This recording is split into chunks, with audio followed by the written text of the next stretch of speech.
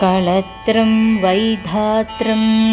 कदि कदि भजन्ते न कवयः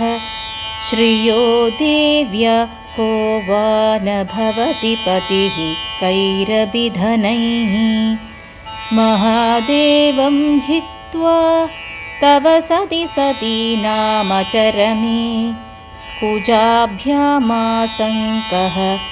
कुरवकतरोरप्यसुलभः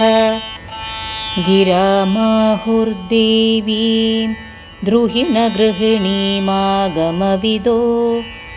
हरे पत्नीं पद्मां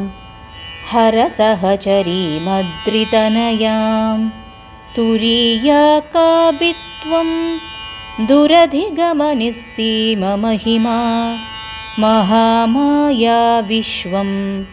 भ्रमयदि परब्रह्ममहिषी कदा काले मातः कथय कलितालक्तकरसं पिबेयं विद्यार्थी तव चरणनिर्णेजनजलं प्रकृत्या मूकानामपि च कविताकारणतया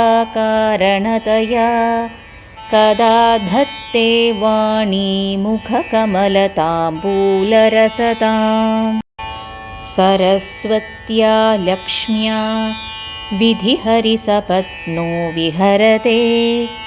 रथे पादिव्रत्यं शिथिलयदि रम्येण बभुषा चिरं जीवन्नेव क्षपितपशुपाशव्यधिकरः परानन्दाभिक्यं रसयति रसं त्वद्भजनवान् प्रदीपज्वालाभिर्दिवसकरनीराजनविधिः सुधासूदे चन्द्रोर्पलजललवैरर्घ्यरचना स्वकीयैरम्भोभिः सलिलनिधिसौहित्यकरणं त्वदीयाभिर्वाग्भिर्स्तव जननि वाचां स्तुतिरियम् ॐ श्रीमहादेव्यै नमः।